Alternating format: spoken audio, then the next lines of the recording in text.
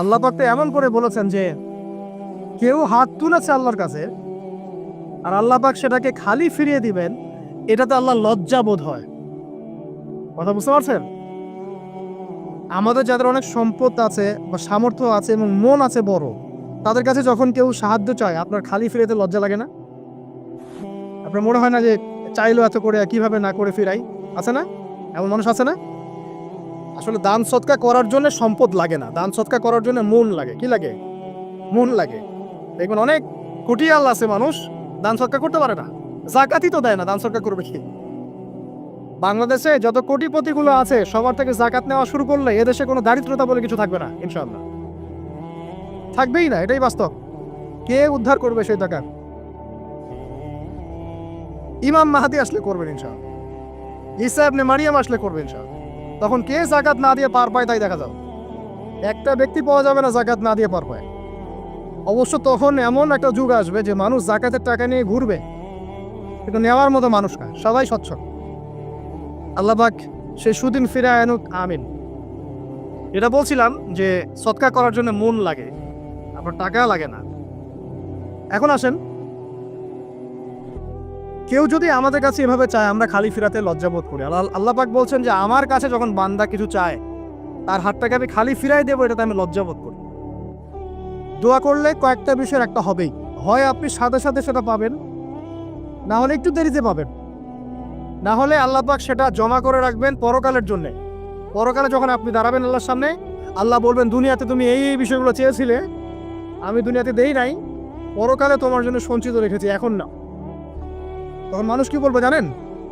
আমরা বলবো যে আল্লাহ দুনিয়াতে কিছুই যদি না পাইতাম, আজকেই সব দিতে, তাহলেই হবে।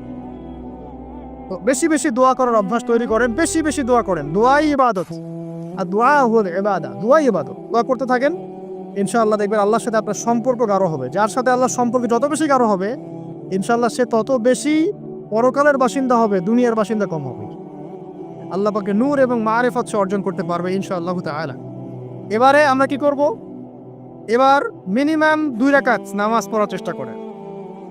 রাতের সালাত 2 রাকাত করে আপনি 2, 4, 6, 8, 10, 12, 20 পড়তেই থাকতে পারেন, কোনো সমস্যা না। কিন্তু মিনিমাম 2 রাকাত নামাজ তাহাজ্জুদ আপনি পড়ার চেষ্টা করেন। পড়া যাবে না? আর নামাজটাকে তাড়াহুড়া করবেন না, কাইন্ডলি আল্লাহর ওয়াস্তে তাড়াহুড়া করবেন। রিল্যাক্সে কেরাত করেন, রুকুতে সময় দেন, সেজদায় সময় দেন, 2 সেজদার মাঝখানে সময় দেন, শেষ বৈঠকে দোয়াগুলো করেন, তারপর ধীরে স্থিরভাবে সালাম ফিরান, হাত তুলে দোয়া করেন, সময় দেন। কারণ আমি কি বলছি, সূরা জারিয়াতে 56 নম্বর আয়াতে আল্লাহ পাক বলেছেন দুনিয়াতে পাঠিয়েছি শুধু আল্লাহর ইবাদত করার জন্য। তো যে কারণে এসেছি এটাতে এত তাড়া কিসের? অনেক মসজিদে নামাজ পড়লে মনে হয় ইমাম সাহেবকে বলি যে আপনার কি পেশাব পায়খানার চাপ নিয়ে নামাজ পড়ান? এমন অনেক মসজিদে নামাজ পড়েছি, মনে হয় ইমাম সাহেবকে ডেকে একটু কানে কানে বলি যে ভাই আপনার কি পেশাব পায়খানার চাপ আছে? আর 4 রাকাত নামাজ 3 মিনিটে শেষ, 4 রাকাত নামাজ 4 মিনিটে শেষ, এত তাড়াহুড়ার কি আছে? হ্যাঁ, জামাতে নামাজ সংক্ষিপ্ত করতো, তাই বলে কি এত সংক্ষিপ্ত নাকি? রুকু করার টাইম পাওয়া যায় না, সেজদা করার টাইম পাওয়া যায় না? নামাজে ধীর স্থিরতা এবং হুজুটা খুব ইম্পর্টেন্ট। নামাজে কোথায় হাত বাঁধলেন এটা নিয়ে তর্ক না করে, নামাজের একাগ্রতা মনোযোগ কতটুকু আসছে এটা নিয়ে তর্ক করে। ভিতরের রুহটাই আসল, আধ্যাত্মিকতাটাই আসল। হ্যাঁ, একজন ভাই হাত বেঁধেছে মনে করেন এখানে, কেউ বেঁধেছে এখানে, এটা নিয়ে ঝগড়া করেন। দেখেন নামাজে কতটুকু ফোকাস, মনোযোগ কতটুকু থাকছে, কতটুকু নামাজে আপনি দোয়া করতে শিখছেন, সেজদায় আল্লাহকে পাইতে শিখছেন। নামাজ পড়ে কি ফিল হচ্ছে যে আমি আল্লাহর সাথে কথা বলছি, আল্লাহ আমার কথা শুনছেন? আমরা তো মেকানিক্যাল নামাজ অভ্যস্ত এখন, মানে দুনিয়ার কাজের চাপ এত বেশি, জাস্ট মসজিদে যাবো, ঢুকবো, বেরো, চলে আসবো, হাজিরা দিতে আসছি মনে হয়, সিগনেচার করবো, চলে যান, আপনি আমার। এত তাড়া কিসের ভাই? ওমা খালাকতুল জিন্না ওয়াল ইনসা ইল্লা লিয়াবুদুন, শুধু ইবাদত করার জন্যই সৃষ্টি করেছে তোমাদেরকে। তো মসজিদে তো তাড়াহুড়া কেন?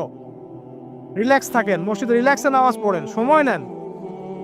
ফজরের নামাজ পড়ার আগে আপনি বাসার থেকে 2 রাকাত সুন্নত পড়ে আসতে পারেন, এটা আরো একটা ভালো আমল। কারণ নবী সাল্লাল্লাহু আলাইহি ওয়াসাল্লাম সুন্নত নামাজগুলো কি করতেন? বাসায় করতেন। এতে বাসার মধ্যে বরকত হবে, শয়তান দূর হয়ে যাবে ইনশাআল্লাহ। এই যে তাহাজ্জুদ আপনি 2, 4, 8, 10 যত পারেন পড়েন, মিনিমাম 2 রাকাত পড়েন, ধীর স্থিরভাবে পড়েন। নামাজ শেষ করে আবার আল্লাহর কাছে দোয়া করেন, দেখবেন যে ইনশাআল্লাহ আপনার দোয়া কবুল হবে। আর দোয়া যে কবুল হয় এটা আপনি নিজেই বুঝতে পারবেন, নিজেই বুঝবেন। কারো কাছে যাওয়া লাগবে না। এবার ফজরের সালাতের সময় হয়ে গেল, আজান হচ্ছে, আজানের জবাব দিব, দিয়ে ব্যাস হেঁটে হেঁটে মসজিদ, প্রত্যেক পদক্ষেপ হেঁটে যাব আর দোয়া করব। কি দোয়া করব? যে আল্লাহ আমাকে নূর দান করো। কি দান করো? আল্লাহুম্মা ইজআল ফি কলবি নূরা ওয়া ফি লিসানি নূরা ওয়া ফি সামঈ নূরা ওয়া ফি বাসরি নূরা ওয়া আন ইয়ামিনি নূরান ওয়া আন শিমালি নূরান ওয়া মিন ফাওকি নূরা ওয়া মিন তাহতি নূরা আল্লাহুম্মা ইজআল ফি নাফসি নূরা। মানে এর অর্থ হচ্ছে আল্লাহ আপনি আবার ডানে বামে সামনে পিছনে শরীরে আত্মায় দেহে সবখানে আল্লাহ আপনার নূর দান করুন। নূর কেন? কারণ দুনিয়ার মধ্যে অনেক অন্ধকার, অন্ধকার না? সব জাহিলিয়াতে অন্ধকার। এখানে পথ চলতে হলে নূর লাগবে, আলো লাগবে। এটা কে দিবে? আল্লাহ দিবে। কবর বড় অন্ধকার, ওখানে থাকতে হলে ভালোভাবে কি লাগবে? আলো লাগবে। হাসরের মাঠ অন্ধকার, ওখানে ভালোভাবে থাকতে হলে কি লাগবে? আলো লাগবে। এই জন্য নামাজে যাওয়ার সময় অন্ধকার সময় এই দোয়াগুলো করতে হয়। আর তার আগে একটা কথা বলতে ভুলে গেছি, বাসা থেকে যে বের হচ্ছেন তখন কি পড়বেন? কি পড়বেন? বিসমিল্লাহি তাওয়াক্কালতু আলাল্লাহ ওয়ালা হাওলা ওয়ালা কুওয়াতা ইল্লা বিল্লাহ। এটা পড়ে বের হলে শয়তান দূরে চলে যাবে, ফেরেশতা আপনার কাছে চলে আসবে। এবার নামাজে আসলাম, জামাতের সাথে নামাজ পড়বেন, ফজরের নামাজ, এবং ফজরের সালাতের কেরাতটা লম্বা করার চেষ্টা করুন।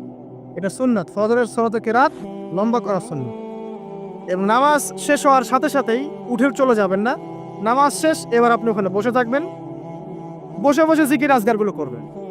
কি কি জিকির করবেন আমি কয়েকটা আপনাদেরকে শিখিয়ে দিচ্ছি, বাকিগুলো আপনারা কিতাব থেকে শিখে নেবেন। সালাম ফেরানো শেষ, প্রথমে একবার আল্লাহু আকবার, তারপর 3 বার আস্তাগফিরুল্লাহ আস্তাগফিরুল্লাহ আস্তাগফিরুল্লাহ। এরপরে পড়বেন আল্লাহুম্মা আনতাস সালাম ওয়া মিনকাস সালাম তাবারাকতা ইয়া যাল জালালি ওয়াল ইকরাম পড়বেন। তারপরে আল্লাহুম্মা আইন্নি আলা যিকরিক ওয়া শুকরিকা ওয়া হুসনি ইবাদাতিক। এরপরে পড়তে পারেন আয়াতুল কুরসি, যেটা একটু আগে বলেছি, তাসবিহাত সুবহানাল্লাহ আলহামদুলিল্লাহ আল্লাহু আকবার 33 33 33, পরে কালিমা শাহাদা, অথবা 10 10 10ও পড়ার দলিল আছে। এরপরে পড়বেন সুবহানাল্লাহি ওয়া বিহামদিহি আদাদা খালকিহি ওয়া রিদা নাফসিহি ওয়া জিনাতা আরশিহি ওয়া মিদাদা কালিমাতি 3 বার, এটা 3 বার। তারপর 3 কুল 3 বার পড়ে, সূরা ইখলাস 3 বার, ফালাক 3 বার, নাস 3 বার, সূরা হাশরের শেষ 3 আয়াত একবার। এরপরে পড়বেন সাইয়্যিদুল ইস্তিগফার, মানে সমস্ত ইস্তিগফারের শ্রেষ্ঠ ইস্তিগফার। এটা কোনটা? কোনটা? আল্লাহুম্মা আনতা রাব্বি লা ইলাহা ইল্লা আনতা খালাকতানি আনা আবদুক ওয়া আনা আলা আহদিক ওয়া ওয়া'দিক মাস্তাতা'তু আউযু বিকা মিন শাররি মা সানাত আবুউ লাকা বিনি'মাতিকা আলাইহি ওয়া আবুউ বিযামবি ফাগফিরলি ফাইন্নাহু লা ইয়াগফিরু যুনুবা ইল্লা আনতা। এটা যে পড়বে সকালে পড়ে যদি রাতের মধ্যে মারা যায় জান্নাত ইনশাআল্লাহ। আবার সন্ধ্যায় পড়ে যদি সকালের আগে মারা যায় জান্নাত ইনশাআল্লাহ। এত বড় অস্ত্র, এত বড় একটা সুযোগ। এরপরে পড়বেন আমার পছন্দের কয়েকটা, আউযু বিকালিমাতিল্লাহি তাম্মাতি মিন শাররি মা খালাক 3 বার। এটা যদি আপনি পড়েন আপনি দৃশ্য অদৃশ্যের ক্ষতি থেকে বেঁচে থাকবেন ইনশাআল্লাহ। দুষ্ট জিন শয়তান আপনার কোনো ক্ষতি করতে পারবেন ইনশাআল্লাহ। আর একটা খুবই শক্তিশালী দোয়া আছে, সেটা হলো বিসমিল্লাহিল্লাযী লা ইয়াদুররু মা ইসমিহি শাইউন ফিল আরদ ওয়ালা ফিস সামা ওয়া হুয়াস সামিউল আলিম 3 বার করে। এইটা যে পড়বে, এই যে জিন বলেন, ভূত বলেন, এই যে পেতনি বলেন, যেগুলো আমরা ভয় পাই, ঠিক আছে, চোখ লাগা বলেন, বদনজর বলেন, যা যা আছে, হিংসুকের হিংসা, কোনো কিছুই আপনার কোনো ক্ষতি করবে না এবং ইনশাআল্লাহ আপনি হঠাৎ মৃত্যুবরণ থেকে বেঁচে থাকবেন ইনশাআল্লাহ। হঠাৎ মৃত্যুবরণ, এটা কিন্তু সবার জন্য নিয়ামত না, এটা সবার জন্য নিয়ামত না। তারপরে আসেন, এরপর পড়বেন 10 বার লা ইলাহা ইল্লাল্লাহ ওয়াহদাহু লা শারীকা লাহু লাহুল মুলকু ওয়া লাহুল হামদ ওয়া হুয়া আলা কুল্লি শাইইন কাদির। এটা 10 বার পড়লেও হবে। আর যদি 100 বার করতে পারেন তাহলে আপনার চেয়ে বেশি নেকি কেউই অর্জন করতে পারবে না। যদি 100 বার এই দোয়াটা কেউ পড়ে সারাদিনে, লা ইলাহা ইল্লাল্লাহ ওয়াহদাহু লা শারীকা লাহু লাহুল মুলক ওয়া লাহুল হামদ ওয়া হুয়া আলা কুল্লি শাইইন কাদির, ওই দিন শয়তান তার কাছে আসবে না। 100 গুনাহ আমলনামা থেকে কেটে দেওয়া হবে, 100 নেকি লিখে দেওয়া হবে এবং আল্লাহর কাছে দিন শেষে একটা তালিকা পেশ করা হয়, আজকের দিনে কে কি আমল করেছে, এই তালিকায় তার নাম দেখবেন সবার আগে আছে। ওই ব্যক্তির নামও থাকতে পারে যে 100 বারের চেয়ে বেশি পড়েছে, তখন তার নাম আগে চলে যাবে, এর নামটা পরে চলে আসবে। কথা বুঝতে পারছেন? মিনিমাম 100 বার পড়তে পারলে খুব ভালো হয়, যদি না পারেন কমপক্ষে কয়বার? 10 বার। আসেন, এরপরে পড়বেন 10 বার দরুদ শরীফ, আল্লাহুম্মা সাল্লি আলা মুহাম্মাদ ওয়া আলা আলি মুহাম্মাদ যেটা আছে দরুদ ইব্রাহিম এটা পড়তে পারেন, অথবা ছোট করে পড়তে পারেন আল্লাহুম্মা সাল্লি ওয়া সাল্লিম আলা নবিয়িনা মুহাম্মদ, এটা পড়লেও হবে, অথবা আল্লাহুম্মা সাল্লি আলা মুহাম্মাদ ওয়া সাল্লিম, এতটুকু পড়লেও ইনশাআল্লাহ হক আদায় হয়ে যাবে। 10 বার যে ব্যক্তি দরুদ পড়ে সকালে সন্ধ্যায়, নবী সাল্লাল্লাহু আলাইহি ওয়াসাল্লাম তার জন্য পরকালে সুপারিশ করবেন ইনশাআল্লাহ। যদি আমরা নবীজির সুপারিশ পেতে চাই, দরুদের কোনো বিকল্প নাই, বেশি বেশি দরুদ পড়তে থাকেন, তার সুন্নাহ অনুসরণ করেন, বেশি বেশি দরুদ পড়তে থাকেন, মিনিমাম সকালে 10 বার, সন্ধ্যায় 10 বার, ইনশাআল্লাহ আল্লাহ নবী সুপারিশ করবেন ইনশাআল্লাহ তাআলা। আরেকটা আছে রাদিতু বিল্লাহি রাব্বান ওয়া বিল ইসলামি দীনান ওয়া বি মুহাম্মাদিন সাল্লাল্লাহু আলাইহি ওয়াসাল্লাম নবিয়্যা, এর একটা বড় ফজিলত আছে। কি ফজিলত? যে ব্যক্তি এই দোয়াটা সকাল সন্ধ্যা 3 বার করে পড়ে, কিয়ামতের মাঠে আল্লাহ পাকের উপর হক হয়ে যাবে, ওয়াজিব হয়ে যাবে, আল্লাহ ওই ব্যক্তিকে সন্তুষ্ট করে দিবেন ইনশাআল্লাহ। সন্তুষ্ট করে দিবেন মানে কি? ইনশাআল্লাহ সে জান্নাতে যাবে। আরেকটা আছে, এটা বলে শেষ করি, হাসবি আল্লাহু লা ইলাহা ইল্লাহু আলাইহি তাওয়াক্কালতু ওয়া হুয়া রাব্বুল আরশিল আযীম, এটা পড়তে হবে 7 বার। কয়বার? 7 বার। তাহলে কি হবে? আপনার দুনিয়া আখিরাতের যে চাওয়া পাওয়াগুলো আছে, এর জন্য আল্লাহ পাকই আপনার জন্য যথেষ্ট হয়ে যাবে ইনশাআল্লাহ, কাউকে লাগবে না। এগুলা ফরজ নামাজ মানে ফজরের নামাজ জামাতে পড়ার পরে বসে বসে এইগুলো করতে থাকবেন। যদি দোয়া আগে করা হয়, নামাজে মোনাজাত যেটা হচ্ছে আমাদের সমাজে, এটা যদি আগে করে ফেলা হয়, তাহলে দোয়ার পরে বসে থাকবেন, বসে বসে এগুলো পড়তে থাকবেন। যদি পড়েন, ইশরাকের নামাজটা পড়ে মসজিদ থেকে বের হতে পারে। ইশরাকের নামাজ মানে ফজরের সূর্য উঠে যাওয়ার পরে 2 রাকাত নফল পড়ে যে ব্যক্তি যাবে বাসায়, মানে প্রথমে ফজরের নামাজ জামাতে পড়েছে, জিকির আজকার করেছে, ইশরাকের সময় হয়েছে, নামাজ পড়ে বের হলো, এই ব্যক্তির আমল নামায় একটা কবুল হজের নেকি দেওয়া হবে, একটা কবুল উমরার নেকি দেওয়া হবে। এগুলো খুবই সহজে আমল করা যায়। এরপরে আপনি বাসায় ফিরে গিয়ে বা মসজিদেই কোরআন তেলাওয়াত করবেন। আমরা কোরআন তেলাওয়াত করব, কোরআন তেলাওয়াত করবেন 1 পারা, 1 পারা পারেন না অর্ধেক পারা, অর্ধেক পারা পারেন না 5 পৃষ্ঠা, 5 পৃষ্ঠা পারেন না কমপক্ষে 1 পৃষ্ঠা পারবেন না, 1 পৃষ্ঠা করে হলেও প্রতিদিন কোরআন তেলাওয়াত করতে হবে। পারবেন না ইনশাআল্লাহ? প্রত্যেক হরফে 10 নেকি পাবেন। কোরআন আপনার পক্ষে সুপারিশ করবে ইনশাআল্লাহ, এবং এই কোরআন আপনাকে ছায়া দিবে, সূরা বাকারা আলে ইমরানের মতো ছায়া দিবে কিয়ামতের মাঠে। এবং এটা নবী সাল্লাল্লাহু আলাইহি ওয়াসাল্লাম যেটা বলেছেন, আল কোরআন হুজ্জাতুল লাকা ওয়া আলাইক, এটা তোমার পক্ষে সাক্ষী দিবে অথবা বিপক্ষে সাক্ষী দিবে। তো কোরআন তেলাওয়াত করবেন। এরপরে আমরা কি করি? আমরা হয়তো জেলার মতো চলে যাই, কেউ স্কুলে চলে যান, নাস্তা করেন। আচ্ছা, নাস্তার আগে একটা কথা বলি, সকালে নাস্তা করবেন এমনভাবে যে, এখনকার ডক্টররাও বলেন এই কথাটা, সকালবেলা একটু বেশি খেতে হয়, সকালবেলা একটু বেশি হেভি ফুড নিতে হয়, দুপুরে তার চেয়ে একটু কম, রাতে আরও কম। আর আমাদের তো উল্টা, কিন্তু সকালে অল্প একটু, দুপুরে একদম বিশাল, রাতের বেলা আরও বিশাল, নাকি?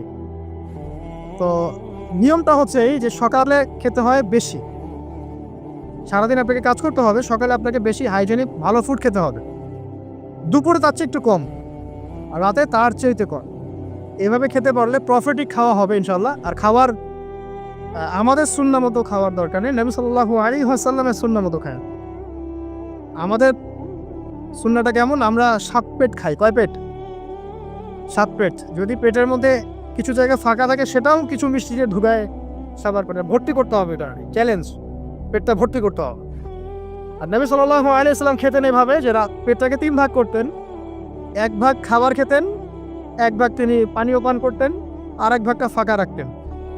আপনি এভাবে খাওয়া শুরু করেন, দেখবেন আপনি ফিজিক্যালি ফিট ফিল করছেন এবং আপনি ক্লান্ত হচ্ছেন কম, অলসতা কম আসছে কাজে, আপনি এনথুজিয়াজম পাবেন ইনশাআল্লাহ।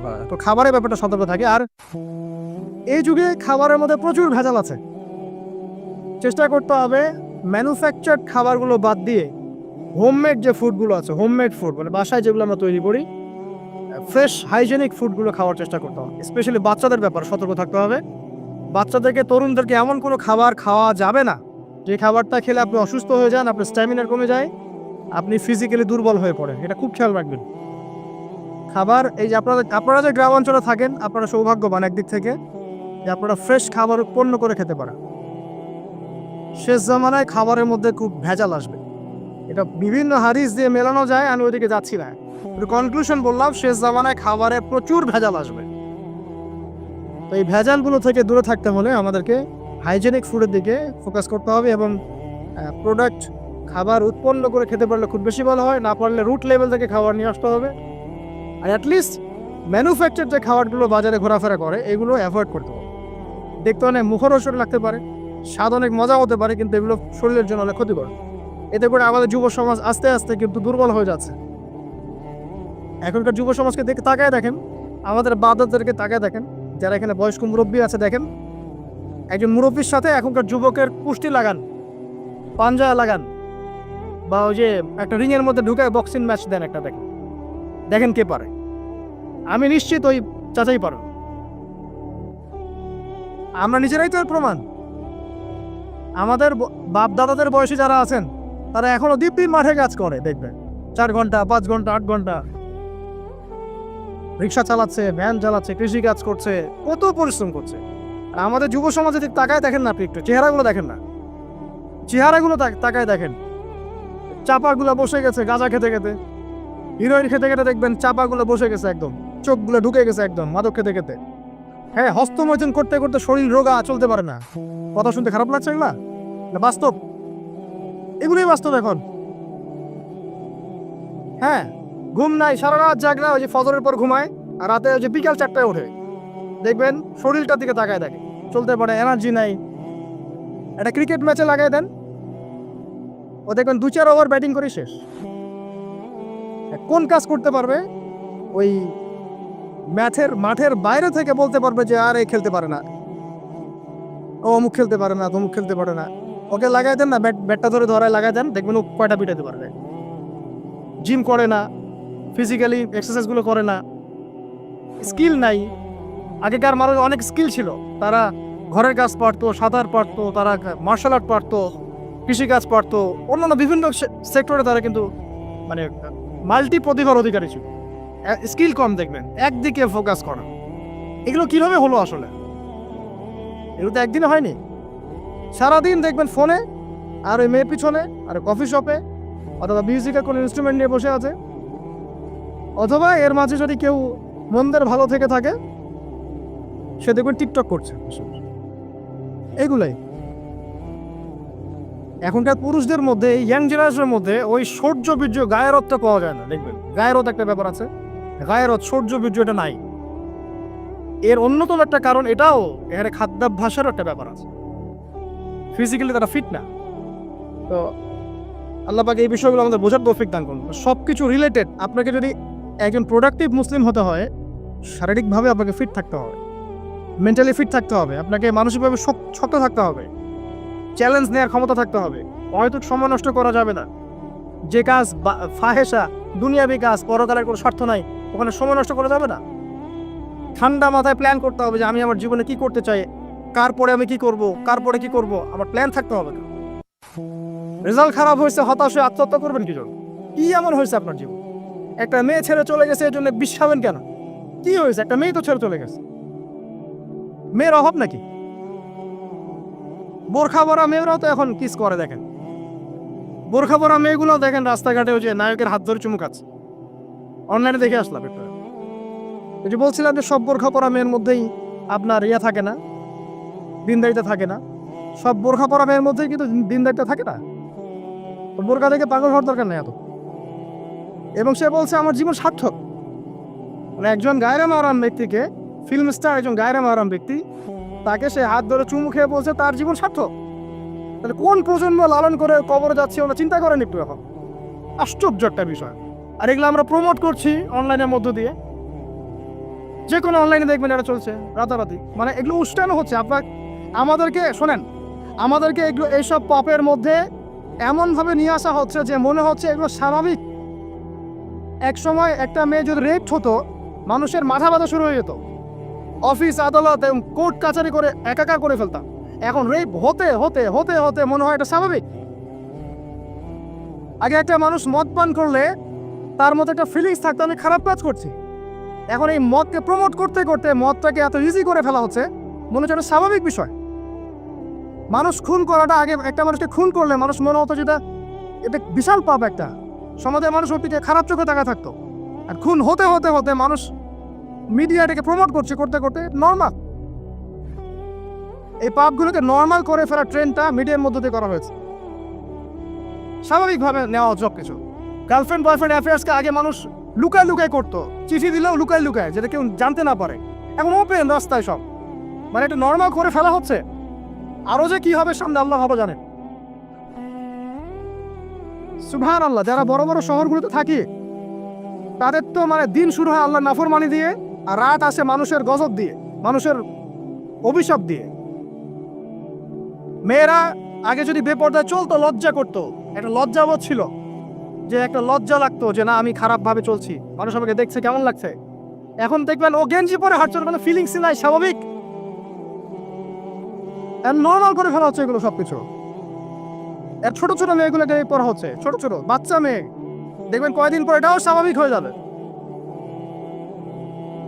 প্রতারণা, আগে মানুষ প্রতারণা করলে মানুষ মনে করতো যে আমাকে মানুষ প্রতারক মনে করতে পারে, একটা চক্ষু লজ্জা কাজ করতো। এখন সেই চক্ষু লজ্জা নাই, নর্মাল। ঘুষ নেওয়াটাকে মানুষ মনে করতো আগে যে কেউ জানতে পারলে হয়তো সমস্যা, নর্মাল, এখন নিতেই পারে, ঘুষটা হবে না তোমার জব। করাপশনে মানুষ গেলে মানুষ ভয় করতো, যদি যদি জেনে যায় আমার চাকরি থাকবে না। এখন নর্মাল, ও বড় করাপ্টেড, তার চেয়ে ছোটটা আরেকটু কম, তার চেয়ে ছোট আরেকটু কম, একটা চক্র সবকিছু। এভরিবডি ইনভলভ এগুলোর মধ্যে, টপ টু বটম সবাই ইনভলভ। এরকম সিচুয়েশনে আমরা কিভাবে দিন নিয়ে পালন করবো যদি সত্য না হই? সব চলে যাচ্ছে আজ থেকে, সব চলে যাচ্ছে। একটা সময় ছিল একজন মুসলিম ব্যক্তিকে অন্যায়ভাবে মেরে ফেলবে, একজন মুসলিম নারীকে অন্যায়ভাবে রেপ করবে, মানুষ চিন্তাই করতে পারত। একজন মুসলিম নারীর সম্ভ্রম বাঁচানোর জন্য এই ভারতবর্ষে সশস্ত্র যুদ্ধ হয়েছে বিন কাসিমের নেতৃত্বে, একটা মেয়ের ইজ্জত বাঁচানোর ইস্যুকে কেন্দ্র করে। এখন লক্ষ লক্ষ মুসলিম মেয়ের ইজ্জত নষ্ট করা হচ্ছে, কারো কোনো ফিলিংস নাই, স্বাভাবিক। একটা রাষ্ট্রদূতকে হত্যা করেছিল তাবুক যুদ্ধের সময়, নবী সাল্লাল্লাহু আলাইহি ওয়াসাল্লাম 30,000 সৈন্য নিয়ে ধাওয়া করেছিলেন। এত বড় সাহস, আমার রাষ্ট্রদূতকে হত্যা করো? এখন সারা বিশ্বে লক্ষ লক্ষ মুসলিম হত্যা করা হচ্ছে, কারো কোনো ফিলিংস নাই। মানে আমি বুঝাতে যাচ্ছি আপনাদেরকে, সব কিছুকে নর্মাল করে ফেলা হয়েছে। কয়দিন পর দেখবেন ছেলে নর্মালি বিয়ে করে ফেলবে। দেখেন এখন একটু চক্ষু লজ্জায় কাজ করে যে আমি সমকামী, মানুষ কি মনে করবে? আস্তে আস্তে দেখবেন এমন সময় আসবে ও মনে করবে যে নর্মাল। সব কিছুকে এই মিডিয়ার মধ্যে দিয়ে নর্মাল করা হচ্ছে। এইসব মিডিয়াগুলো ইউজ করা থেকেও দূরে থাকা উচিত। আল্লাহ পাক আমাদেরকে হেফাজত করুন। আমি আসুন, ফজরের সালাতের কথা বলছিলাম, আমি অনেক দূরে চলে গেছি। জাস্ট পড়েন, ফজরের নামাজ পড়েন, সময়টা কাজে লাগা। আমি বলছি সময়গুলোকে কাজে লাগান। ফজরের পর খাওয়া দাওয়া করবেন, রাসূলের সুন্নাহ মতো খান, ইবাদত হবে ইনশাআল্লাহ। এরপরে আপনি কিছুটা সময় এক্সারসাইজ করেন, খেলেন, মাঠে গিয়ে খেলেন, কোনো সমস্যা নাই। ওই টিকটক চালানোর চাইতে, পর্ন দেখার চাইতে মাঠে গিয়ে খেলেন। মাঠে ফুটবল খেলেন আধা ঘন্টা, বা ক্রিকেট খেলেন, বা এমন কোনো খেলা খেলেন যে খেলাটাতে আপনার শারীরিক কসরত হচ্ছে, তাও খেলেন। অথবা এগুলোতে সুযোগ না থাকলে আপনি চলে যান জিমে গিয়ে জিম করেন, ফিজিক্যালি কাজ করেন। অথবা মাঠে গিয়ে আপনার বাবাকে সাহায্য করেন, আপনার বাবা যে গেছে মাঠে তাকে সাহায্য করেন। আল্লাহ পাক আমাদেরকে তৌফিক এনায়েত করুন, আমিন। ফিজিক্যালি ফিট থাকার চেষ্টা করা হোক। এরপরে আসেন, সকাল 10টার দিকে যখন চলে আসবো আমরা, তখন আমরা চেষ্টা করবো 2 রাকাত চাশতের নামাজ পড়ার জন্য, বা সালাত দুহা যেটাকে বলা হয়। সালাত দুহা যে ব্যক্তি পড়বে তার রিজিক আল্লাহর পক্ষ থেকে বরকত নেমে আসবে ইনশাআল্লাহ। এরপর কি করবেন? এরপর আমরা হয় কেউ যাব স্কুলে, কেউ কলেজে, কেউ হয়তো অফিসে, কেউ ব্যবসায়, আর আমরা এখন সবাই আমাদের এক কর্মক্ষেত্রে যাব। যারা শিক্ষাক্ষেত্রে যাব স্টুডেন্ট হিসেবে, তারা চেষ্টা করব কি, আমরা চেষ্টা করব যে আমরা যে জ্ঞানটা অর্জন করছি এই জ্ঞানটাকে যেন ইসলামের কল্যাণে কাজে লাগাতে পারে। আপনি জেনারেল লাইনেই পড়েন আর মাদ্রাসা লাইনেই পড়েন, একই নাসিহাত। আর যারা মাদ্রাসা লাইনে পড়বেন, সকালবেলা উঠে মাদ্রাসায় যাবেন, তারা নিঃসন্দেহে আল্লাহর বাছাইকৃত বান্দা, সৌভাগ্যবান বান্দা। তাদের উচিত হবে না দিনের জ্ঞানটাকে দুনিয়ার জন্য ব্যয় করা। তাদের উপর বেশি দায়িত্ব পড়তে হবে যে তারা যেন দিনের জ্ঞানটাকে দিয়ে আল্লাহর জমিনে দিনটার প্রচার এবং প্রসার ঘটায়। আল্লাহ পাক তাদেরকে কবুল করুন, আমরা দোয়া করি। তো পড়াশোনা করতে যারা যাব আমরা এই চিন্তা করে যাব যারা পড়াতে যাব তারাও চিন্তা করব যে এমন কিছু শেখাবো যেটা শিখলে আমার স্টুডেন্টের পরকালটা টিকবে, দুনিয়াতেও কল্যাণ হবে, পরকালটাও টিকবে ইনশাল্লাহ। জেনারেল নলেজগুলো খুব ইম্পর্টেন্ট। ইসলামিক নলেজগুলোর সাথে সাথে আমাদেরকে অবশ্যই ইংরেজি বলেন, সায়েন্স বলেন, এই যে আপনার ম্যাথামেটিক্স বলেন, পলিটিক্যাল সায়েন্স বলেন, জিও পলিটিক্স বলেন, ইকোনমিক্স বলেন, মেডিকেল সায়েন্স বলেন বা ইঞ্জিনিয়ারিং বলেন, এগুলো পড়তে হবে, জানতে হবে। না জানলে আমরা কি করব? আমরা কিন্তু বহির্বিশ্ব থেকে ছিটকায় চলে আসবো, আমরা কিন্তু ওদেরকে চ্যালেঞ্জ করতে পারবো না। তো এই জন্য কোরআন সুন্নাহর জ্ঞানের সাথে এই জ্ঞানগুলোও লাগবে। অতএব যে যেখানে পড়াশোনা করছেন অনেস্টির সাথে পড়াশোনা করেন, আপনার জ্ঞানটাকে ইসলামের কল্যাণে কাজে লাগানোর চেষ্টা করবেন। এটা গেল এডুকেশন সেক্টর। যারা আমরা ব্যবসায় যাব, রাতে তাহাজ্জুদ পড়েছি, ফজর জামাতে পড়েছি, ইশরাক পড়েছি, এখন কি ব্যবসায় দিয়ে মাপে কম দিব? ওখানে ইবাদত নাই, ওখানে ব্যবসায় মাপে কম দেওয়া যাবে না। ওখানে কি আমি মাল মজুত করব? ওখানে কি আমি মালের মধ্যে পণ্যে ভেজাল দিব, মিশাবো? একজন সৎ এবং অনেস্ট ব্যবসায়ী, নবীজি বলছেন সাল্লাল্লাহু আলাইহি ওয়াসাল্লাম, একজন সৎ এবং অনেস্ট ব্যবসায়ী কিয়ামতের মাঠে নবীদের সাথে থাকবে ইনশাআল্লাহ। আর যারা মাপে ভেজাল দিবে, অন্যে ভেজাল দিবে, অন্যকে ঠকাবে, নবীজি বলছেন মান ওয়াশানা ফালাইসা মিন্না, যে ব্যক্তি মানুষের সাথে ধোঁকাবাজি করে, প্রতারণা করে, মাপে কম দেয়, ঠকায়, মজুত করে, জনগণকে কষ্ট দেয়, গভর্নমেন্টকে চাপে ফেলে, এরা আমাদের উম্মতের অন্তর্ভুক্ত। ওদের ব্যবসা করলেই যে পার পেয়ে যাবে এমন নয়।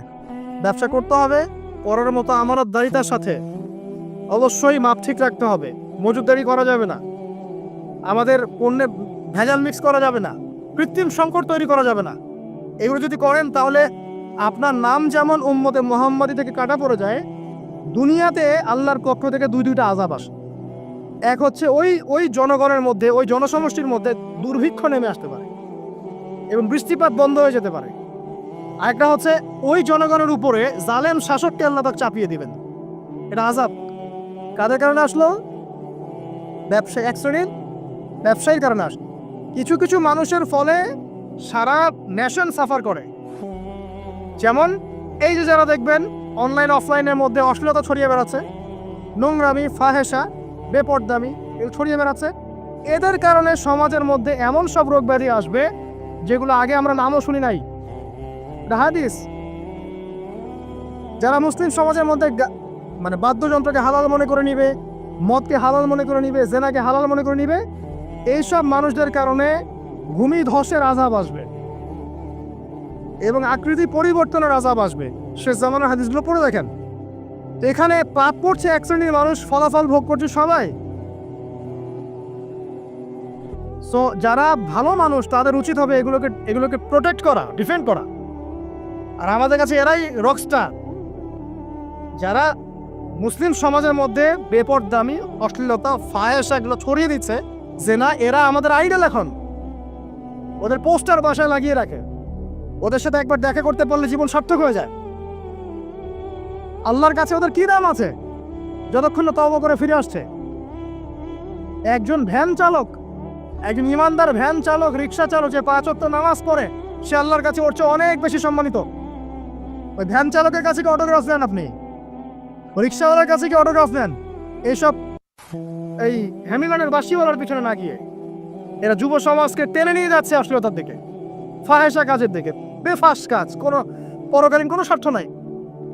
বিনোদনের নামে, সংস্কৃতির নামে এরা মানুষকে দিকে টেনে নিয়ে যাচ্ছে। আর আমাদের যুব সমাজ, তোমাদেরকে আমি আইডল দেখাবো ইনশাল্লাহ পরের লেকচারগুলোতে। খালিদ বিন ওয়ালিদ তোমার আইডল, আলী ইবনে আবি তালিব তোমাদের আইডল, মুহাম্মদ সাল্লাল্লাহু আলাইহি ওয়াসাল্লাম তোমার আইডল, ইমাম হুসাইন তোমার আইডল, মোহাম্মদ বিন কাসিম তোমার আইডল, তারেক বিন জিয়াদ তোমার আইডল, ওমর ইবনে খাত্তাব তোমার আইডল। আইডল খুঁজে পাও না তোমরা জীবনে আইডল খুঁজে পাও না? কাকে ফলো করবা? একজনের নাম বলবে, একজন অনলি, মুহাম্মদ সাল্লাল্লাহু আলাইহি ওয়াসাল্লামের পরে একজনের নাম যদি বলতে পারো আমাকে, আলী রাদিয়াল্লাহু আনহুর জীবনী পড়ো যাও, আলী ইবনে আবি তালিব রাদিয়াল্লাহু আনহুর জীবনী পড়ো যাও, গিয়ে দেখো তোমার আইডল এখানে বসে আছে, লুকিয়ে আছে। তাদের আইডলের মধ্যে, তাদের মধ্যে ছিল ব্যক্তিত্ব, শৌর্যবীর্য, আনুগত্য, জ্ঞান, প্রজ্ঞা, দিন প্রতিষ্ঠার তামান্না, জিহাদ, এবং তারা বদর, উহুদ, খন্দক, খায়বার করেছেন। শেষ পর্যায়ে যখন তাদেরকে মৃত্যুবরণ করতে হয়েছে, তখনও তাদেরকে সামন থেকে কেউ আক্রমণ করতে পারে না, পিছন থেকে আক্রমণ করতে হয়েছে। বীরদেরকে কেউ সামন থেকে মারতে পারে না, পিছন থেকে মারতে পারে। আইডল খুঁজে পাও না তোমরা? মেসি তোমার আইডল, নেইমার তোমার আইডল, যে বলিউড হলিউডের নায়ক নায়িকা তোমাদের আইডল? সুবহানাল্লাহ, বাংলাদেশের নায়ক নায়িকা তোমাদের আইডল? যারা জীবনে কত পাপ করেছে তারা নিজেরাই জানে, ওদের বিবেকই ভালো করে জানে যে ওরা কত পাপ করেছে। তোমাকে বাইরের চাকচিক্য দেখে মনে হচ্ছে খুব সুন্দর সুশ্রী, ভিতরের কলিজাটা এদের কুৎসিত কালো। আলেম ওলামার কাছে এসে পড়ে থাকো, যারা বড় বড় ওলামায়ে কেরাম তাদের কাছে এসে পড়ে থাকো, তারা তোমাদেরকে পথ দেখাবে ইনশাআল্লাহ। আল্লাহ পাক বোঝার তৌফিক দান করো। আমি আর লম্বা করছি না, শেষ করে দিচ্ছি ইনশাআল্লাহ। লেখাপড়া এবং ওয়ার্কের বিষয়গুলো বলছিলাম যে আমরা যারা লেখাপড়া করব, প্রফিটিক লাইফস্টাইল করতে হলে এবং প্রোডাক্টিভ মুসলিম হতে হলে লেখাপড়াটা করতে হবে আল্লাহ সন্তুষ্টির জন্য। চাকরি বাকরি, ব্যবসা বাণিজ্য যাই করে, কৃষিকাজ, সব কিছুর উদ্দেশ্য হবে কি? আল্লাহ সন্তুষ্টি অর্জন করে এবং ওই ক্ষেত্রে সৎ থাকা, কাউকে না ঠকানো, মাপে কম না দেওয়া, দুর্নীতি না করা, ঘুষ না নেওয়া। তাহলে আপনার জীবনের প্রত্যেকটা কাজে কি হবে? ইবাদত হিসেবে গণ্য হবে ইনশাআল্লাহ তাআলা। শেষ করার আগে আমরা জোহরের ওয়াক্তে চলে আসছি। আপনি আপনার জব সেকশনে কাজ করছেন, নামাজের ওয়াক্ত হলো, নামাজ পড়ে নেবেন। আচ্ছা, নামাজের আগে আপনি 4 রাকাত সুন্নত পড়বেন, শেষে 2 রাকাত। চেষ্টা করবেন দিনে 12 রাকাত সুন্নত পড়ার জন্য। ফজরের আগে 2, জোহরের আগে 4, পরে 2, 6 আর 2 8, মাগরিবের পরে 2, এশার পরে 2। এই যে মোট 12 রাকাত সুন্নাত যে ব্যক্তি নিয়মিত পড়বে, জান্নাতে আল্লাহ পাক তার জন্য একটা ঘর নির্মাণ করবেন ইনশাআল্লাহ তাআলা। প্রতিদিন একটা ঘর, প্রতিদিন একটা করে ঘর আপনি পেতে পারেন মাত্র 12 রাকাত নফল বা সুন্নাত আদায় করার মধ্য দিয়ে। জোহরের ওয়াক্ত চলে আসলো, আমরা যেখানে থাকি, স্কুলে বা কলেজ, ইউনিভার্সিটিতে বা চাকরির ক্ষেত্রে, নামাজটা পড়ে নেবেন ইনশাআল্লাহ। এরপর আবার কাজে যান, কাজ করেন, লাঞ্চ করেন, খাওয়া দাওয়া করেন। আবার খাওয়ার সুন্নাত ভুলে যান না। 7 পেট না, 1 পেট খাওয়ার, 1 পেট পানি, 1 পেট ফাঁকা, এবং হাইজেনিক ফুড, ম্যানুফ্যাকচার না। তারপরে যান, রেস্ট করেন, কাইলুলা যেটাকে বলে, 1 থেকে 1.5 ঘন্টা রেস্ট করেন, ঘুমান। তারপর আপনি বিকেল সময়টা আবার আসরের নামাজ পড়েন, আপনার কর্মক্ষেত্রে কাজগুলো সারেন। সন্ধ্যায় আপনি আবার বাসায় ফিরে আসবেন। সন্ধ্যায় বাসায় ফিরে আসবেন, ফিরে আসার পরে মাগরিবের সালাত পড়লেন জামাতে। পড়ার পরে বিকেল টাইমটা, মাগরিবের আগে বিকেল টাইমটা আপনি ঘুরতে যান, পরিবারকে সময় দেন, বাচ্চাদেরকে সময় দেন, একটু দিনী ভাইদের সাথে বসেন। ওই সময় যদি কোনো হালাকা অ্যারেঞ্জ করা যায়, মসজিদ ভিত্তিক তালিমে বসেন, দুটো হাদিস পড়েন, কোরআন দার্স নেন, বা অনলাইনে কোনো লেকচার শুনেন বা বই পড়েন, কিছু একটা করেন। আর পরিবারকে সময় দেন। পরিবারকে সময় দেওয়ার পর মাগরিবের ওয়াক্ত হয়ে যাওয়ার পরে, মাগরিবের নামাজ শেষ, ফজরের পর আপনি যে আমলগুলো করেছেন মাগরিবের পর, সেই আমলগুলো আবার করতে হবে, সেম কাজ। এভাবে করতে করতে দেখবেন 1 ঘন্টা চলে গেল। বাসায় গিয়ে আপনি পরিবারকে সময় দেন, আপনার অফিসের কাজ, হোমওয়ার্ক, স্কুলের কাজ, ইউনিভার্সিটির কাজ, এগুলো শেষ করেন। শেষ করার পরে আপনি রাতের খাবার খেয়ে নেন, খেয়ে নিয়ে আবার চলে আসেন মসজিদে, এশার নামাজ পড়েন, পড়ে বাসায় গিয়ে জাস্ট ঘুম, আর দেখা দেখি নেই। তখন আপনি আবার দেখবেন ফজর ওই 4টা 3টে উঠতে পারবেন, তাহাজ্জুদ পড়তে পারবেন, ফজর পড়তে পারবেন, আবার আপনার দিনটা লম্বা হবে ইনশাআল্লাহ। এভাবে 1 দিন 2 দিন না, সপ্তাহে 7 দিন, মাসে 30 দিন, বছরে 365 দিন যখন এই প্রজন্ম কাটাতে পারবে, আমরা কাটাতে পারবো, তখন আমাদের মুখে মানাবে দিন ইসলাম প্রতিষ্ঠার কথা। তার আগে আমাদের মুখে এসব কথা মানায় না। এখন আমাদের মুখে এসব কথা এখন মানাচ্ছে না, কারণ আমরা তো আমলই করছি না। আমাদের ঈমান আকীদা ঠিক নাই, আমাদের প্রফেটিক লাইফস্টাইলই তো নাই, নবী সাল্লাল্লাহু আলাইহি ওয়াসাল্লামের মতো লাইফস্টাইলই তো নাই আমাদের। তাহলে আমাদের দ্বারা কেমন করে দিনের পতাকা আল্লাহর জমিনে প্রতিষ্ঠিত হবে বলেন তো দেখি? এভাবে যখন একটা উম্মাহ গড়ে উঠবে, খুবই ডিফিকাল্ট, এটা কিন্তু অনেক বড় চ্যালেঞ্জ। এটাই সবচেয়ে বিগ টাস্ক এখন, যে এই আমরা যারা আছি, আমাদের ইয়াং তরুণ প্রজন্ম, আমাদের মা বোন, বাচ্চা কাচ্চা এবং আমাদের বৃদ্ধ, সবাই মিলে যখন এইভাবে মুভ করবে, তখন দেখবেন একটা জাতি সকাল থেকেই সজাগ, সকাল থেকে জাতি সজাগ। যেমন একটা চমৎকার একটা আইন করা হয়েছে না, রাত 8টায় সব বন্ধ, খুবই ভালো। কেউ অ্যাপ্রিসিয়েট করুক না করুক, আমি শুরুতেই বলেছি আলহামদুলিল্লাহ, খুব ভালো। অ্যাটলিস্ট এখন 10টায় ঘুমাতে পারেন, তারপরেও দেখবেন 3টার আগে ঘুমাচ্ছে না। কিন্তু আপনি মদিনায় গিয়ে দেখবেন ফজরের পর থেকেই সব কিছু লাইভ, স্কুল, কলেজ, দোকানপাট, অফিস সব ওপেন। কারণ আমাদের উম্মত, এই উম্মতের জন্য ফজরের পরের সময়টাতেই বরকত রাখা হয়েছে। যে সময়টা আমরা পাই না, আমাদের সকাল হয় 11টায়, আমাদের সকাল হয় 10টায়, কর্মক্ষেত্র শুরু হয় 10টায়। এই জন্য সকাল ওই যে 5টা থেকে 10টা, এই বরকতটা আমরা পাই না। আর বরকত কি জিনিস আপনি কি চোখে দেখতে পারেন?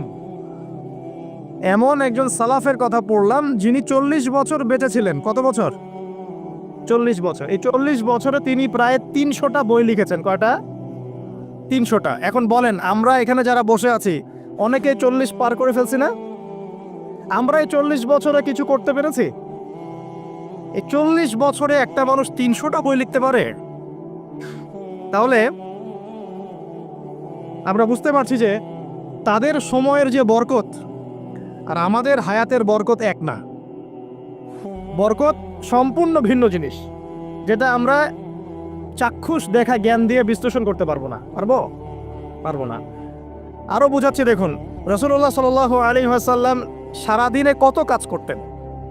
তাহাজ্জুদ পড়তেন, শেষ রাত্রে উঠতেন, রাতের এক অংশ ঘুমাতেন, আরেক অংশ উঠতেন, উঠে তাহাজ্জুদের নামাজ পড়তেন, লম্বা কেরাত, মানে এক রাকাতে প্রায় 4 পারা কোরআন তেলাওয়াত করেছেন। এক রাকাতে 4 পারা। আমরা তো 4টা আয়াত পড়লেই একদম তাড়াতাড়ি রুকু করতে হবে, দাঁড়ায় থাকতে পারতেছি না।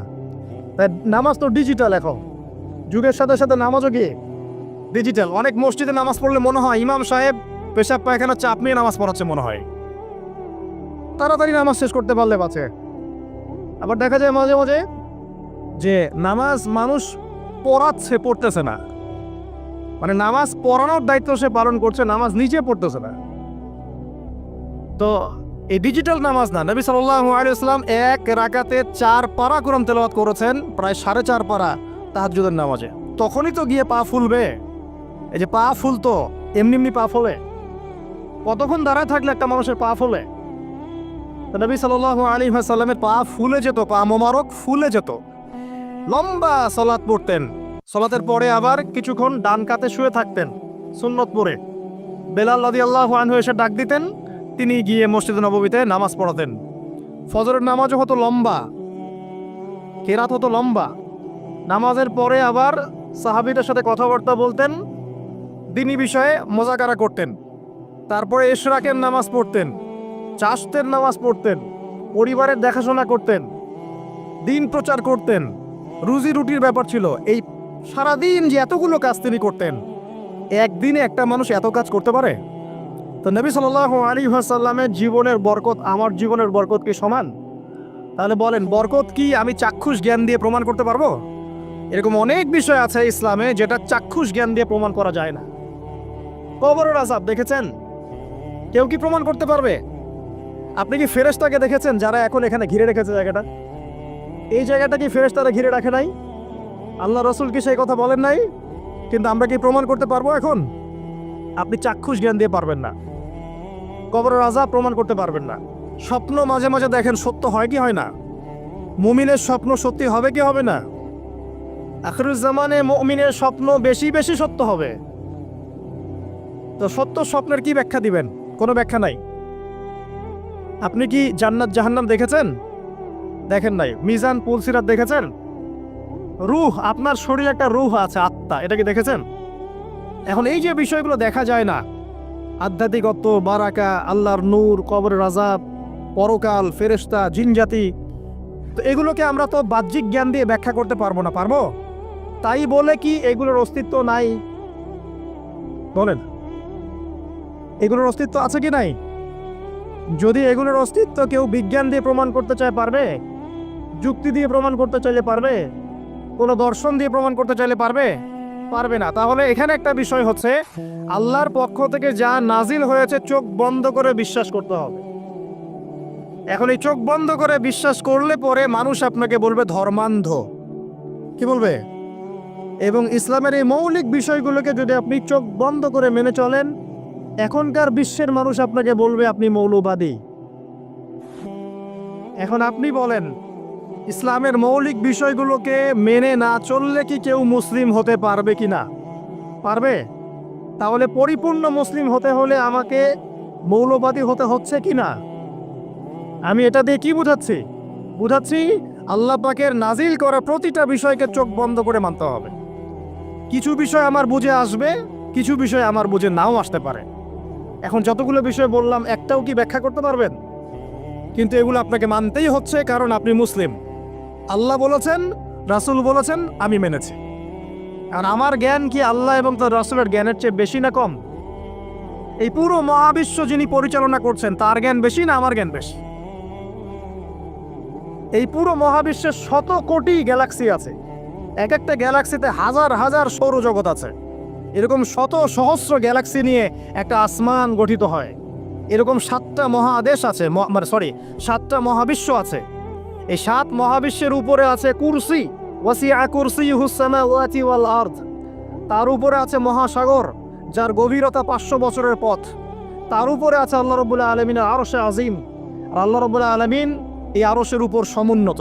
সেই মহান আল্লাহকে আমরা বলি আল্লাহু আকবার। কি বলি? এই যে আল্লাহু আকবারের মর্ম বুঝলেন?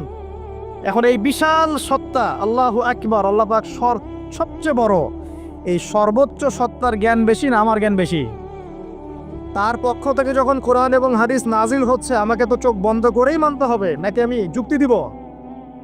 হ্যাঁ, কিছু বিষয় আমার বুঝে আসবে, কিছু বিষয় আমার বুঝে নাও আসতে পারে। কিছু বিষয় আমি সায়েন্স দিয়ে প্রমাণ করতে পারবো, কিছু নাও পারতে পারি। কিছু আমি দর্শন দিয়ে প্রমাণ করতে পারবো, কিছু নাও পারতে পারি। যেগুলো পারছি না সেগুলো আমার বা আমাদের জ্ঞানের সীমাবদ্ধতা। কথা কি বুঝতে পারছেন? এটা আল্লাহ পাকের জ্ঞানের বা আল্লাহ পাকের ওহির কোনো ত্রুটি নয়। আল্লাহর ওহির কোনো ত্রুটি আছে? এটা আমার জ্ঞানের সীমাবদ্ধতা। আসেন সামনে যাই। যে কথাটা বলতে গিয়ে এদিকে আসলাম, দেখুন এমন অনেক বিষয় আছে যেগুলো আমরা খালি চোখে ব্যাখ্যা করতে পারবো না। আমরা যে যুগটাকে আইয়ামে জাহিলিয়াত বলছি, ওই যুগটাতে যে সমস্যাগুলো ছিল, যে পাপগুলো ছিল, সেগুলো এখনকার বিশ্বে আরো অনেক উঁচু লেভেলে বিরাজ করছে। যেমন এই যে আপনারা বললেন, একটা পাপ ছিল শিরক। সরাসরি মূর্তি পূজা বলছি না, আমরা বলছি কি শিরকের পাপ ছিল। ওই আইয়ামে জাহিলিয়াতের মানুষগুলো শিরকের পাপে নিমজ্জিত ছিল। তারা শুধু মূর্তির পূজাই করতো এমনটা নয়, তারা কবরেরও পূজা করত, তারা মৃত মানুষেরও পূজা করত। তারা কেউ কেউ নাস্তিকতায় বিশ্বাসী ছিল। সূরা মুমিনুন পড়লে দেখবেন তাদের মধ্যে একটা আকীদা ছিল, ইন হিয়া ইল্লা হায়াতুনা দুনিয়া নামুতু ওয়া নাহইয়া। কাফেররা বলতো যে আমরা এই পৃথিবীতে জন্মেছি, এখানেই আমরা জন্মাবো, এখানেই মারা যাব। ওয়া মা নাহনু বিমাবউসিন, আমাদেরকে পুনরুত্থিত করা হবে না। এই পরকালের কনসেপ্টে তারা বিশ্বাস করতো না। তো এরকমও লোক ছিল। শুধু যে লাত, ওজ্জা, হবল, মানাত এগুলোর পূজা করতো তাই নয় বিষয়টা। এখানে কবর পূজাও ছিল, এখানে আপনার মৃত মানুষের পূজাও ছিল, এখানে গাছপালা, চন্দ্র, সূর্য, নক্ষত্রের পূজাও ছিল, আবার নাস্তিকতাও ছিল। এক কথায় আইয়ামে জাহিলিয়াতের সবচেয়ে বড় পাপ ছিল শিরক। কথা কি বুঝতে পারছেন ভাই? আচ্ছা, না বুঝলে বলবেন, শেষে গিয়ে প্রশ্ন করবেন ইনশাআল্লাহ, সমস্যা নেই। তাহলে প্রথম যে পাপটার কথা বললাম সেটা কি? শিরক। এখন একটু এই 1400 বছর পরে চলে আসেন। চলে এসে দেখেন এখনকার সমাজের দিকে তাকান, এখনকার মুসলিম রাষ্ট্রগুলোর দিকে তাকান, আর পুরো বিশ্বের দিকে তাকান। সবচেয়ে বড় সমস্যাটা কি বলেন? সবচেয়ে বড় সমস্যা কি শিরক নয়? আচ্ছা, মুসলিমরা কি এখন অনেকেই কবর পূজা করে না? মুসলিমদের মধ্যে অনেকেই দেখবেন যে মৃত মানুষের কাছে চাচ্ছে না, মৃত মানুষের কাছে সন্তান প্রার্থনা করে না, ওই যে ওখানে গিয়ে নজর মান্নত করছে না যে মৃত মানুষকে সন্তুষ্ট করলে আমার ভালো হবে, না হলে আমার কোনো ক্ষতি হয়ে যাবে, এটা মানুষ করছে না। মুসলিমদের মধ্যে বহু মানুষ আল্লাহর হালালকে হারাম করছে না, আল্লাহর হারামকে হালাল করে নিচ্ছে না, এটাও কিন্তু শিরক। আপনি কি জানেন যে আল্লাহর হালালকে হারাম করলে শিরক হয়? আল্লাহর হারামকে হালাল করলে শিরক হয়? সুদ হালাল না হারাম? না, সুদ তো ফরজ। সুদ হালাল না হারাম? সুদ তো এখনকার বিশ্বে ফরজ। সুদ ছাড়া এই বিশ্ব চলবে না। আপনি ঠিক বলছেন, কিন্তু সুদ ছাড়া এই বিশ্ব চলে না। যে কোনো কিছু করতে গেলে সুদ লাগবে। তো এখন যে সবাই এটাকে হালাল করে নিচ্ছে, এটা কি হচ্ছে? আল্লাহর হারামকে মানুষ হালাল করছে না? আচ্ছা বলেন, মদ হারাম না হালাল? বলেন। মদ তো ওয়াজিব নাকি? যুব সমাজে তো মদ না খেলে চলেই না। মদ খায় না এমন যুব সমাজের সংখ্যা বেশি, না খায় তার সংখ্যা বেশি? কয়টা ছেলে আছে স্মোক করে না? বলেন, কয়টা ছেলে দেখাতে পারবেন যারা স্মোক করে না? এখানে কারা কারা স্মোক করেন না? মাশাআল্লাহ, আলহামদুলিল্লাহ, মাশাআল্লাহ। হাত নামান, হাত নামান, হাত নামান। আল্লাহ পাক আপনাদের রক্তে এবং মাংসে বরকত দান করুন, দোয়া করি। যদি আপনি কোনো কমিউনিটির মধ্যে দেখাতে পারেন যে তারা মাদক থেকে দূরে আছে, তারা শুধুমাত্র ইসলামিক কমিউনিটি, অন্য কোনো কমিউনিটি না।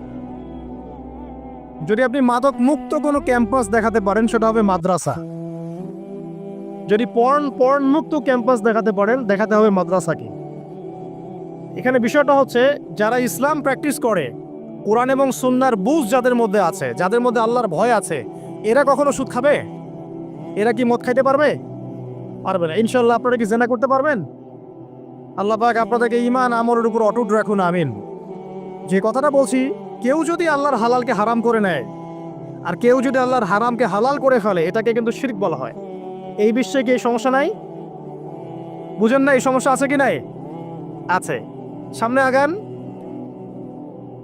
এই বিশ্বের শিক্ষা ক্ষেত্রগুলো দেখবেন, এই শিক্ষা ক্ষেত্রগুলোর মধ্যে নাস্তিকতার শিক্ষা বাড়ছে না কমছে? বাড়ছে। এই বিশ্বের অর্থনীতি দেখবেন, অর্থনীতির মধ্যে শিরক বাড়ছে না কমছে? এখানে আপনাকে সুদ নিতে হচ্ছে, এখানে আপনাকে আল্লাহর নাজিলকৃত ইকোনমি বাদ দিয়ে পশ্চিমাদের নাজিলকৃত ইকোনমি বহন করতে হচ্ছে। এটা এক প্রকার কুফরি। আরও সমস্যা আছে। এই বিশ্বের ওয়ার্ল্ড অ্যাফেয়ার্সের দিকে তাকাবেন, দেখবেন বিশ্বের কয়টা জায়গা আপনি আমাকে দেখাতে পারবেন যেখানে মুসলিমদের মধ্যেও আল্লাহ রাব্বুল আলামিনের নাজিলকৃত বিধান দিয়ে বিচার ফয়সালা হচ্ছে? কয়টা দেখাতে পারবেন? তো যেখানে আছে খুব স্বল্প পরিসরে। পুরো বিশ্বের অবস্থা আজকে এমন। পর্নোগ্রাফি হালাল না হারাম? পশ্চিমা সংস্কৃতির মধ্য দিয়ে এটা সারা বিশ্বে ছড়িয়ে দেওয়া হয়েছে। মানুষ এখন এটাকে available part of our life এটা মনে করছে, common part of our life. পর্দা হালাল না হারাম? বলেন, পর্দা না করাটা হারাম না হালাল? আচ্ছা, এখন দেখেন, মিডিয়া বলেন, প্রিন্ট মিডিয়া বলেন, ইলেকট্রনিক মিডিয়া বলেন, বিভিন্ন প্রযুক্তিগত উন্নয়নের মধ্য দিয়ে নগ্নতাকে প্রমোট করা হচ্ছে কি হচ্ছে না? বলেন, হচ্ছে কি হচ্ছে না? এখন কি কাপড় খোলার দিকে মানুষ বেশি আগ্রহী না পরার দিকে? দেখবেন ইসলামের বুঝ যাদের মধ্যে নাই, এরা কাপড় খুলতে যাচ্ছে এখন।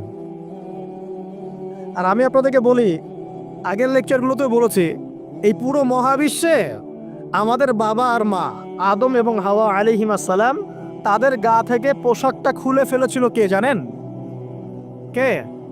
ইবলিস। যখনই তারা গাছের কাছে গেলেন, তখন কি হলো? ফালাম্মা যাকা শাজারা বাদাত লাহুমা সাওয়াতিহিমা। যখনই তারা গাছের কাছে গেলেন, তাদের কাপড় খুলে পড়ে গেল। তাহলে পুরো মহাবিশ্বে আমাদের পিতামাতাকে নগ্ন করে দিয়েছে কে? ইবলিস, শয়তান। তাহলে এখন পৃথিবীতে যারা মুসলিমদেরকে বা অমুসলিমদেরকে, পুরো মানবতাকে যারা নগ্ন করতে চাচ্ছে, এরা কার এজেন্ট? এরা কার এজেন্টটা বাস্তবায়ন করছে? এটা কি বুঝতে বাকি থাকে? আমি কথাগুলো বানিয়ে বলি নাই। সূরা আরাফ পড়েন, দেখবেন সব লেখা আছে। আসেন, এক কথায় বলতে চাচ্ছি, ওই সময়কার যে শিরকটা শুধুমাত্র মক্কায় সীমাবদ্ধ ছিল, এখনকার শিরকটা গ্লোবালাইজেশন হয়েছে। পুরো দেশে দেশে দেশে শিরক ছড়িয়ে পড়েছে আর কি। আসেন, ওই সময় আরেকটা বড় পাপ ছিল, যেটা এই যে এক ভাই বলল, সেটা হলো রিবা। রিবা, রিবা মানে কি? সুদ। রিবা মানে সুদ, জানেন তো? আর সুদ তো ফরজ নাকি ভাই?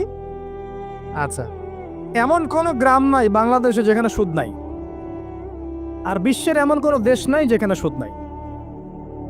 আর এই যুগের কথাই নবী সাল্লাল্লাহু আলাইহি ওয়াসাল্লাম হয়তো বা বলেছিলেন, আল্লাহু আ'লাম, আল্লাহ ভালো জানেন, যে এমন একটা যুগ আসবে যে যুগে ম্যাক্সিমামই সুদখোর হবে। যে ব্যক্তি সুদের ছিটাফোটা, মানে সুদের পাপ থেকে বেঁচে থাকতে চাইবে, ওর গায়েও গিয়ে সুদের ছিটাফোটা গিয়ে লাগবে। এটা সেই যুগ না? আপনি বুঝতে পারছেন না হয়তো। এটা সেই যুগ। আপনি মনে করছেন দাড়ি, টুপি, পাগড়ি, জুব্বা মাশাআল্লাহ সব লাগাই দিছি, হ্যাঁ, বাইরে একটা সাইনবোর্ড আছে, আমি মৌলবী, আল্লামা, আমি একজন দায়ী বক্তা, কিন্তু সুদের যে ওই ছিটাফোটা, এটা আপনার কাছে আমার কাছেও আছে। হয়তো আপনি বুঝতে পারছেন না। কখন বুঝবেন? যখন ইসলামিক অর্থনীতির বইগুলো পড়তে পারবেন। আর শুধু ইসলামিক অর্থনীতির বই যথেষ্ট না, এর পাশাপাশি আমাদের দরকার এই প্রচলিত যে IMF, ইন্টারন্যাশনাল মনিটারি সিস্টেম, এর নীতিগুলো জানা। তখন কি আপনি বুঝবেন ওয়ার্ল্ড ব্যাংক কী জিনিস, IMF কী জিনিস, ঠিক আছে? তখন বুঝবেন যে পেট্রো ডলার কী জিনিস, তখন বুঝবেন যে হার্ড কারেন্সি, সফট কারেন্সি কী জিনিস, এখন বুঝবেন না। আর যেহেতু বুঝবেন না, অতএব আমি এগুলো বলেও লাভ নাই। যেহেতু আপনি বুঝবেন না, আমি যদি এখন এসব নিয়ে কথা বলি, আপনার কাছে মনে হবে এসব কি উল্টা পাল্টা কথা কইতেছে। ঠিক আছে? তো যাই হোক, আগে আল্লাহর ওয়াস্তে ইসলামিক ইকোনমিক্স পড়েন এবং ইন্টারন্যাশনাল মনিটারি সিস্টেম সম্পর্কে পড়েন। প্রত্যেক স্টেটের প্রধান যারা আছেন তারা জানেন যে ওয়ার্ল্ড ব্যাংক কী জিনিস, তারা জানে IMF কী জিনিস। ঋণের এমনি এমনি কোনো কান্ট্রিকে তারা ঋণ দিবে না, একটা বিশাল বড় সুদের জালে ওদেরকে ফেলবে, তারপর জনগণের রক্ত চুষে সুদ শোধ করতে হবে। আর যারা পারবে না ওরা যে শ্রীলঙ্কার মতো দেউলিয়া হয়ে যাবে। ও কেন দেউলিয়া হয়ে গেছে? বিকজ ও ঋণ শোধ করতে পারছে না, বাস দেউলিয়া। তো যাই হোক, পড়াশোনা করেন। আমি একজন স্কলারের নাম বলে দেই, এক লেকচারে তো সব বলে দেওয়া সম্ভব না। সম্ভব? আমি রাস্তা দেখাচ্ছি আপনাদেরকে। আপনারা আল্লামা তকি উসমানীর বইগুলো পড়েন, নাম শুনেছেন? আচ্ছা, নাকি এখন বলবেন যে উনি তো হানাফি মাযহাবের, আমি তো আহলে হাদিস পড়বো না, এটা বলবেন নাকি? আল্লামা তকি উসমানী এই বিশ্বের সবচেয়ে বড় আলেমদের একজন। আল্লামা তকি উসমানী এই বিশ্বের সবচেয়ে রিনাউন্ড আলেমদের একজন। তার ইসলামিক অর্থনীতির যে পুরো সিরিজ আছে, আল্লাহর ওয়াস্তে বাসায় কিনে একবার পড়ে দেখেন অর্থনীতি কি জিনিস, আপনি কিসের উপর দাঁড়িয়ে আছেন। পড়া যাবে না ইনশাল্লাহ? আপনি তাকে ভালো যদি নাও বাসেন তাও পড়ে দেখেন। মনে করেন আপনি একটা কমিউনিটির মধ্যে আছেন বা একটা সংগঠনে আছেন বা একটা ঘরানার মধ্যে আছেন, তাহলে কি অন্য ঘরানার বইপত্র পড়া যাবে না? হারাম হয়ে গেছে নাকি? এই যে সংকীর্ণ মানসিকতা থাকলে ভাই হেদায়েত পাওয়া যাবে না। আর আপনি যে মনে করছেন আমি একদম হকের উপর আছি, আপনি সঠিক পথে আছেন ঠিকই, তবে এটা সঠিক ভুল পথ। কথা বুঝতে পারছেন না? আপনি মনে করছেন যে আমি একদম চূড়ান্ত সঠিক বিষয়ের উপর আছি। হ্যাঁ, আপনি সঠিক বিষয়ের উপর আছেন ঠিকই, বাট আপনি সহি একটা ভুল পথে আছেন। এটা বুঝবেন পরে, যখন জ্ঞানের পরিধি বাড়তে থাকবে তখন বুঝবেন যে সহি পথ কোনটা, সহি ভুল পথ কোনটা। মুসলিমদের মধ্যে ফাটল সৃষ্টি করে জান্নাতে যাওয়া যায় না। যায়? পুরো মুসলিমরা একটা উম্মাহ, এবং যারাই মুসলিম উম্মার মধ্যে ফাটল সৃষ্টি করতে চায় এরা উম্মার বন্ধু নয়, শত্রু। মুসলিম উম্মার মধ্যে কোনো ফাটল সৃষ্টি করবেন না। সবার মাঝখানেই হৃদ্যতা, ভালোবাসার বন্ধন থাকবে।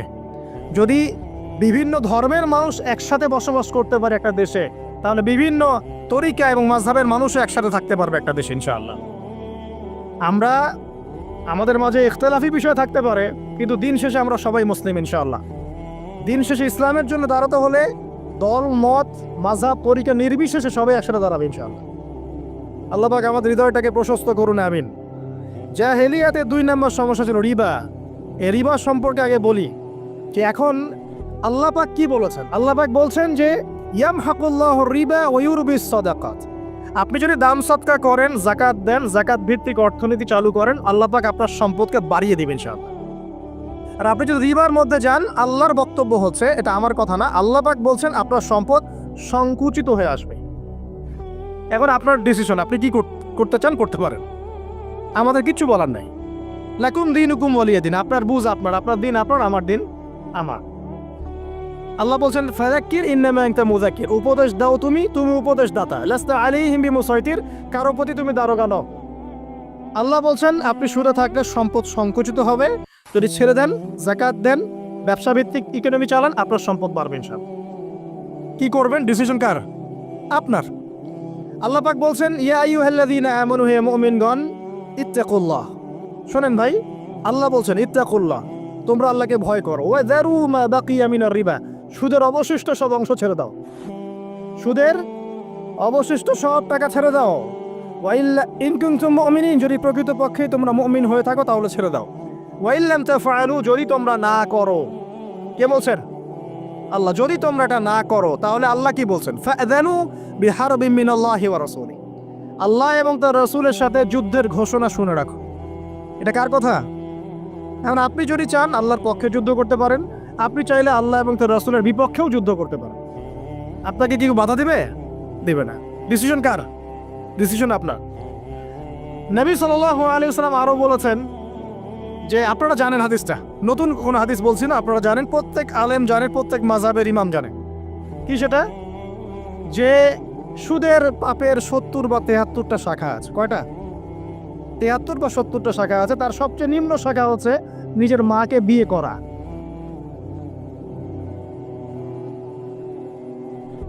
দেখলেন আমাদের অন্তরে কি কথাটা আঘাত করলো? আপনি কি আপনার মায়ের সাথে, নাউযুবিল্লাহ, আপনি কি আপনার মাকে বিয়ে করতে পারবেন? এটা কি কোনো ব্যক্তির পক্ষে সম্ভব? কিন্তু নবী সাল্লাল্লাহু আলাইহি ওয়াসাল্লাম বলছেন 73 শাখার সবচেয়ে নিম্ন শাখা হচ্ছে সেই ব্যক্তি যেন তার মাকে বিয়ে করলো। আর সর্বোচ্চ শাখা কি? ওই যে আল্লাহ এবং তার রাসূলের সাথে কি করা? যুদ্ধ করা। আরেকটা হাদিস আছে, নবী সাল্লাল্লাহু আলাইহি ওয়াসাল্লাম বলেছেন যে 4 শ্রেণীর মানুষ আছে, এদেরকে আমি সমানভাবে অভিশাপ দিলাম। কয় শ্রেণী? 4 শ্রেণী। জাস্ট শুনে রাখেন হাদিসগুলা। আমি জানি এই বিশ্বে আপনি এই হাদিসগুলোর উপর ইমপ্লিমেন্টেশনে যেতে পারবেন না, এটা আমি বুঝি, কিন্তু আকীদা ঠিক থাকতে কি কোনো সমস্যা আছে? একটা মানুষ পাপ করে জেনে করে যে হ্যাঁ আমি জানি এই কাজটা খারাপ, ঠিক আছে, আর একটা মানুষ মনে করে না এটা করলেও হয় না করলেও হয়, কোনো সমস্যা নেই। আরেকটা মানুষ মনে করে যে না আমি একটা ডাহা পাপ করছি, এটা থেকে বেঁচে থাকা আমার উচিত ছিল কিন্তু আমি পারছি না, যে আমি মানি না এসব বিধান টিধান, যা ভালো মনে হবে দুনিয়ার জন্য করব। এরা কি সবাই সমান? একজন মানুষ যে জানে যে এটা খারাপ কাজ কিন্তু বাধ্য হয়ে সে করতে হচ্ছে, সে ব্যক্তি তো ওর চেয়ে কিছুটা হলেও উত্তম নাকি যে ব্যক্তি দেধারসে পাপ করছে? আচ্ছা, ওই যে এক ছেলে বলেছিল আমাদেরকে মেসেজ করে যে আমি একটা মেয়েকে খুব ভালোবাসি হুজুর, তাকে বিয়ে করতে চাই, এখন ওই মেয়ের বাসার লোকজন রাজি হচ্ছে না। তো এই ছেলের মধ্যে কি চেতনাটা কি? সে প্রেম করছে ঠিকই, হারাম অ্যাফেয়ার্সে আছে ঠিকই, কিন্তু সে তাকে বিয়ে করতে চায়, ওটা হালাল করতে চায়। আর এক ছেলে মেসেজ করছে, সে বলছে যে আমি এরকম জেনায় লিপ্ত ছিলাম, এখন আমি কি করব? আমি কি ওগুলো ছেড়ে দিয়ে ফিরে আসব, নাকি আমি ওই মেয়ের সাথেই যেন অব্যাহত রাখবো? এই দুই ব্যক্তি কি সমান? সমান না। এটাই বোঝাচ্ছি আপনাদেরকে। দেখুন, 4 শ্রেণীর মানুষের কথা নবীজি বলেছেন। এক শ্রেণী হচ্ছে সেই ব্যক্তি যে নিজে সুদ খায়। কারা কারা খাই? এবার হাত উঠান, কারা কারা খান? আলহামদুলিল্লাহ।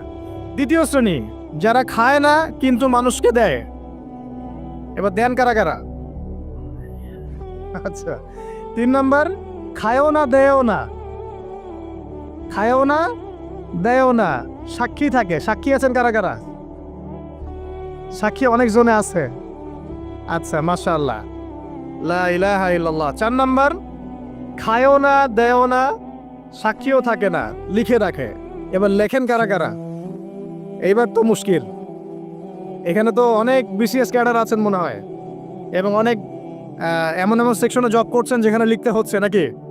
তো এই 4 শ্রেণীর মানুষকে নবী সাল্লাল্লাহু আলাইহি ওয়াসাল্লাম কি করেছেন ভাই, আমি শোনাই আপনাকে খালি। আল্লাহ নবী বলেছেন যে আমি 4 শ্রেণীর মানুষকে সমানভাবে অভিশাপ দিয়ে গেলাম, এতটুকু বলেছেন।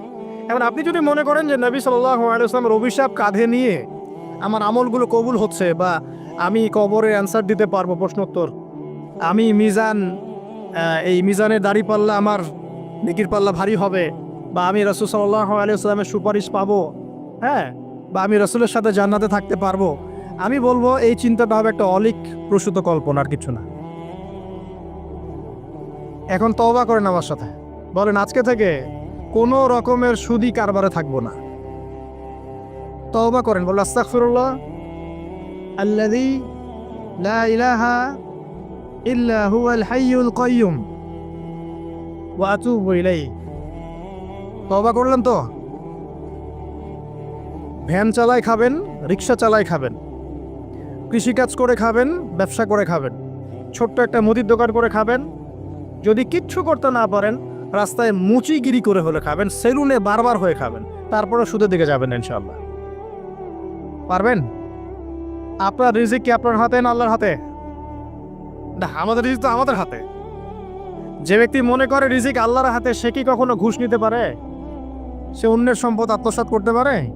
সে অন্যের জমি সিজ করতে পারে? সে দুর্নীতি করতে পারে? সে সুদ খাইতে পারে? কেন খায়? কারণ সে মনে করে রিজিকের মালিক সে নিজেই। এগুলো করলে তার সম্পদ বাড়বে, না করলে সম্পদ বাড়বে না, এই কারণেই তো সে কাজগুলো করে। আর আমি খুব ভালোই বুঝি, অ্যাটলিস্ট আমি খুব ভালোই বুঝি যে এই কাজগুলো ব্যক্তিরা কেন করে। উত্তর শুনবেন? উত্তর হচ্ছে পরিবারের জন্য। কার জন্য?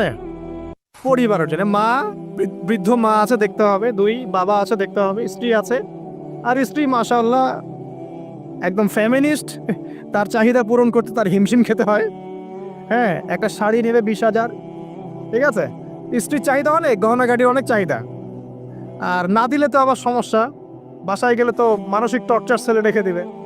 এখনকার বেশিরভাগ পুরুষই কিন্তু নির্যাতনের শিকার। এখনকার বেশিরভাগ পুরুষ কিন্তু পুরুষ নির্যাতনের শিকার। ম্যাক্সিমাম বাসায় গিয়ে দেখবেন টর্চার, এক একটা রিমান্ডের সেলের মতো, বুঝছেন? এবং এটা 7 দিন 5 দিন 7 দিনের রিমান্ড না, এটা লাইফ টাইম রিমান্ড।